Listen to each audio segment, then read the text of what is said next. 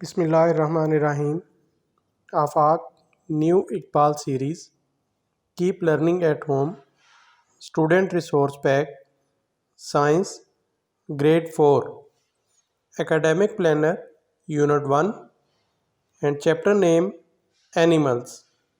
Major concepts in book chapter vertebrates, main groups of vertebrates, structure of vertebrates, internal organs of vertebrates, invertebrates, resource pack concepts, vertebrates and invertebrates.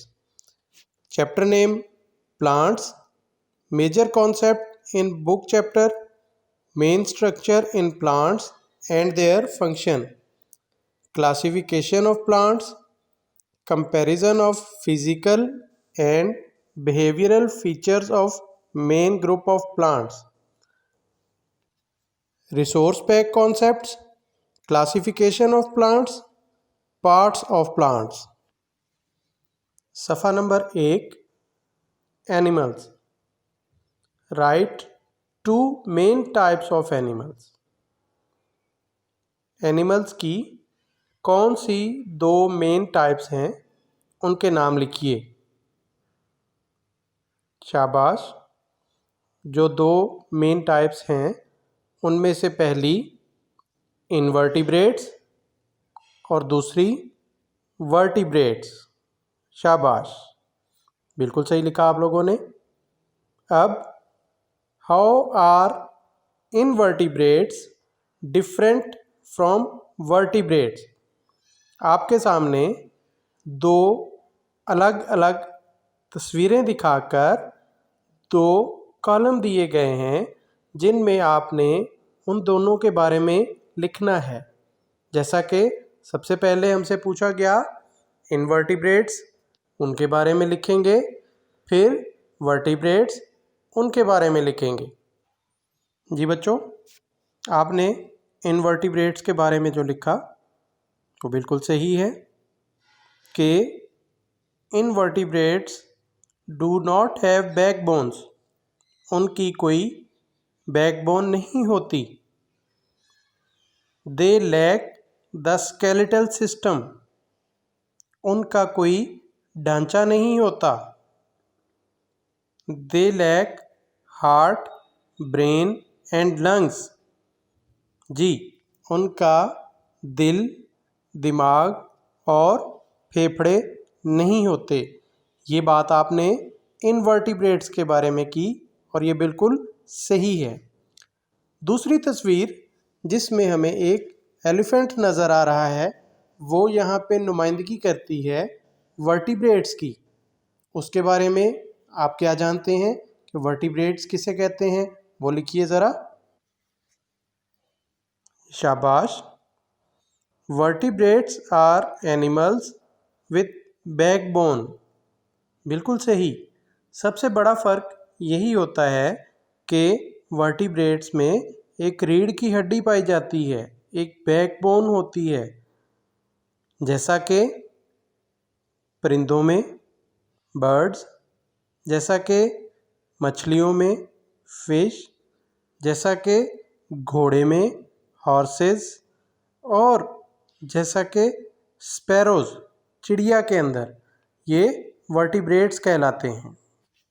शाबाश, आपने सही काम किया। तो बच्चों, अब हम मूव करेंगे सफ़ा नंबर 2 पे, जहाँ पे कुछ पिक्चर्स दिखाई गई हैं इनवर्टिब्रेट्स की, जिनको हमें लेबल करना है। तो पहली तस्वीर जो इस सफ़े पे आप देख रहे हैं वो है ग्रास हॉपर की, और दूसरी तस्वीर जो इस पे हम देख रहे हैं वो है एक बटरफ्लाई। इन दोनों को लेबल करना है। पहले आप कोशिश करें, फिर हम मिलकर इसको लेबल करने की कोशिश करते हैं।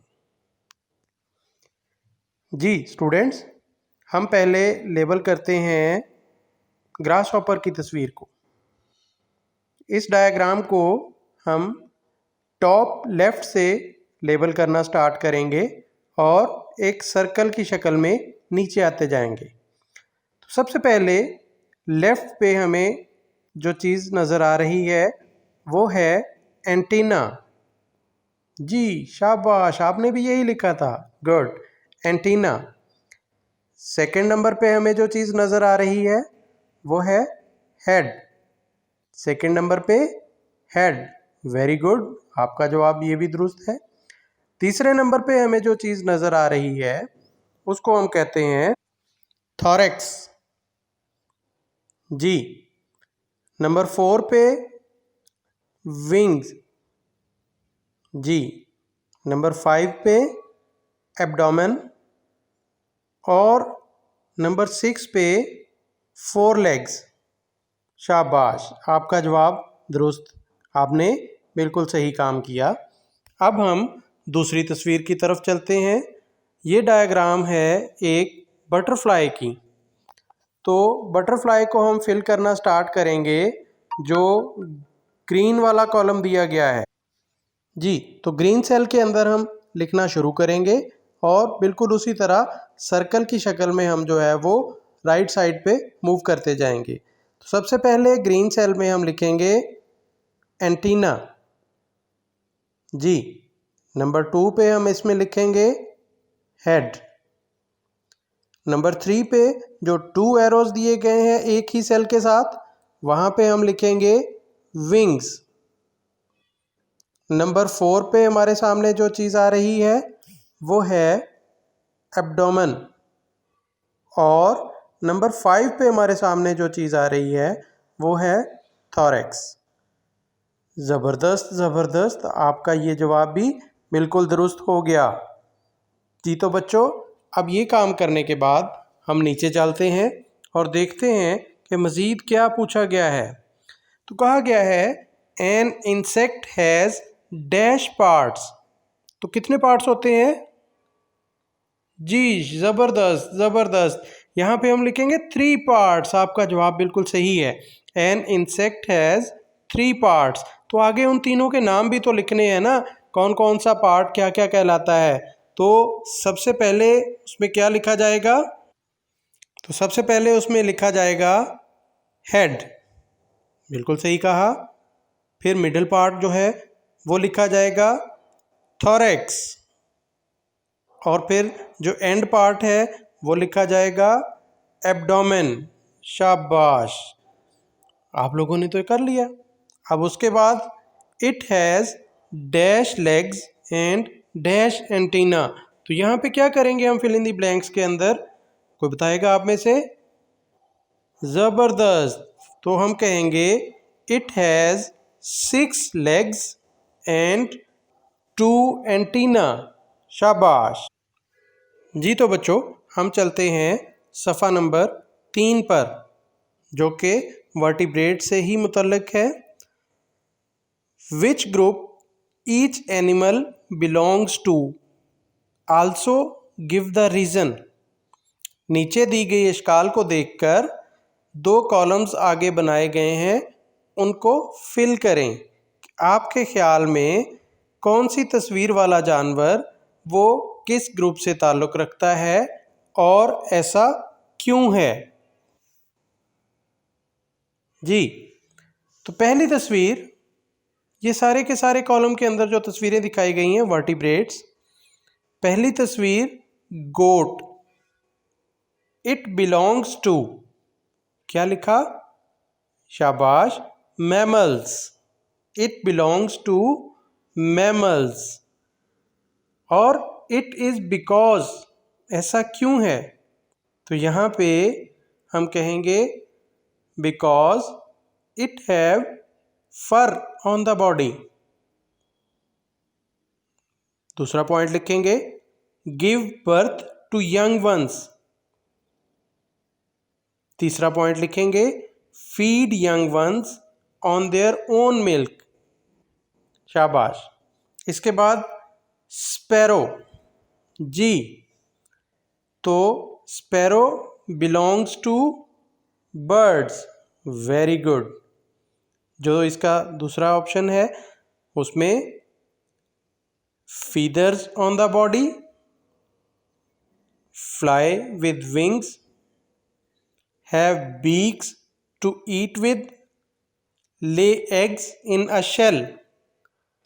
स्पैरो, इसके जिस्म पर पर होते हैं, ये अपने परों की मदद से उड़ती है, अपनी चोंच के साथ खाती है और एक शेल के अंदर ये अंडे देती हैं। तीसरी तस्वीर हमें जो नज़र आ रही है वो है क्रोकोडाइल। क्रोकोडाइल जो है ये रेप्टाइल्स कहलाते हैं। क्यों कहलाते हैं? क्योंकि they have dry hard scaly skin, इनकी स्किन बहुत हार्ड होती है। Live on both land and in water, ये ज़मीन पर भी रह सकते हैं और पानी में भी रह सकते हैं। 4 legs except those of snakes, इनकी 4 टांगें होती हैं जो कि सांप में नहीं होती।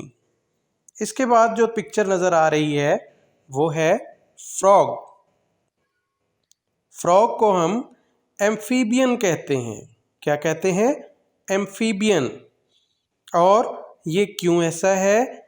Because it belongs to moist skin, इसकी जो स्किन है वो बहुत स्लिपरी होती है। इसके अलावा young ones live in water and breathe through gills. जी, adults live on land and breath through lungs and skin। और आखिरी बात इसके लिए lay eggs in water, ये अपने अंडे पानी में देते हैं विदाउट शेल। और आखिर पे जो पिक्चर नज़र आती है वो है fish. It belongs to fishes. And दूसरे कॉलम में क्या लिखा?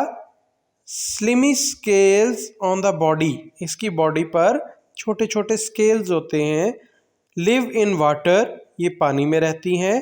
Fins and tail to swim with, ये अपनी टेल और फिन्स की मदद से पानी में तैरती हैं।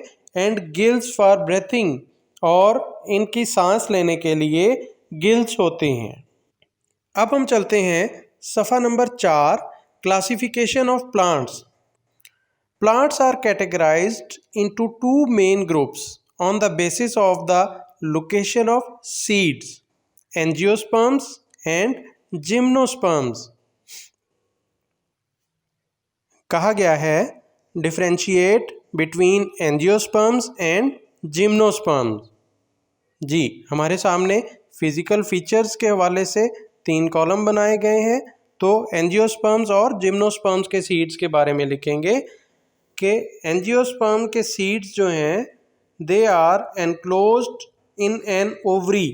एंजियोस्पर्म के सीड्स एक ओवरी में बंद होते हैं, जबकि gymnosperm seeds are not enclosed in the ovary, they are naked. वो ओवरी में बंद नहीं होते बल्कि नेकेड होते हैं। अगर बात की वुड की तो एंजियोस्पर्म की वुड हार्ड होती है, जबकि जिम्नोस्पर्म की वुड सॉफ्ट होती है। इसके बाद अगर हम बात करते हैं लीव्स की, तो एंजियोस्पर्म के लीव्स ब्रॉड एंड फ्लैट होते हैं, चौड़े और पतले होते हैं, जबकि जिम्नोस्पर्म्स के जो लीव्स हैं वो नीडल लाइक होते हैं, नीडल एंड स्केल लाइक। उसके बाद अगर हम साइज की बात करते हैं तो एंजियोस्पर्म के जो प्लांट्स होते हैं वो साइज में वेरी करते हैं। किसी जगह पे पौधे बहुत छोटे छोटे भी नज़र आते हैं और किसी जगह पे बड़े भी नज़र आते हैं, जबकि जिम्नोस्पर्म्स की अगर हम बात करें तो इनके पौधे बहुत टॉल होते हैं, हमें लंबे लंबे दरख्त नज़र आते हैं। जी, जिम्नोस्पर्म्स की एग्जांपल्स के अंदर हम लोग क्या लिख सकते हैं? जिम्नोस्पर्म की एग्जांपल्स में हम लिखेंगे पाइन, स्प्रूस, फिर। जबकि एंजियोस्पर्म्स जो हैं उनकी एग्जांपल के अंदर हम क्या लिखेंगे? रोज़, मैंगो, ग्रास। शाबाश। सफ़ा नंबर 5, ये है प्लांट्स। पूछा गया है what are 4 parts of a plant. एक पौधे के कौन कौन से 4 हिस्से होते हैं? लिखिएगा, शाबाश जी, बहुत अच्छा काम आपने किया। वो 4 हिस्से जो होते हैं उनमें हम सबसे पहले लिखते हैं रूट, दूसरे नंबर पे हम लिखेंगे स्टेम, तीसरे नंबर पे हम लिखेंगे लीफ और चौथे नंबर पे हम लिखेंगे फ्लावर। ये 4 हिस्से होते हैं किसी भी पौधे के। सबसे पहले रूट, दूसरे नंबर पे हमने कहा स्टेम, तीसरे नंबर पे हमने कहा लीफ और चौथे नंबर पे हमने कहा फ्लावर। जी बच्चों, इस सफ़े पे अगली एक्टिविटी जो दी गई है वो है differentiate between tap roots and fibrous roots, also paste their pictures. जी तो बच्चों, हम पहले बात करते हैं टैप रूट्स की। A tap root is one thick long root from which other roots sprout, यानी ये एक मोटी जड़ होती है जिससे बाकी छोटी छोटी जड़ें निकलती हैं। जैसा कि इसकी अगर हम मिसाल देना चाहें तो कहा गया कैरेट, गाजर हम सब ने देखी है, टर्निप, शलगम हम सब ने देखा हुआ है, बीट रूट, चुकंदर वो भी हम सारे जानते हैं। तो ये इसकी एग्जाम्पल्स दी जा सकती हैं टैप रूट्स की। अब अगर हम बात करें फाइब्रस रूट्स की तो this type of root is dense and consists of many thin fibres. ये घनी होती हैं और बहुत सारी जड़ें मिलकर बनाती हैं। अगर हम इसकी एग्जाम्पल की बात करें तो हमें बहुत सारे पौधे जो हैं उनके नाम आ जाते हैं, जैसा कि वीट, राइस एंड अनियन। इन सबको पौधों को बेटा आपने देखा है, वीट, राइस एंड अनियन, इन सब की जो जड़ें हैं वो फाइब्रस रूट्स कहलाती हैं। जी, तो इन दोनों टाइप्स की हमने जो एग्जांपल्स लिखी उनमें से कोई सी 2 पिक्चर्स जो हैं वो आपने यहाँ पे पेस्ट करनी है और ये इस पेज की एक्टिविटी को कंप्लीट करना है।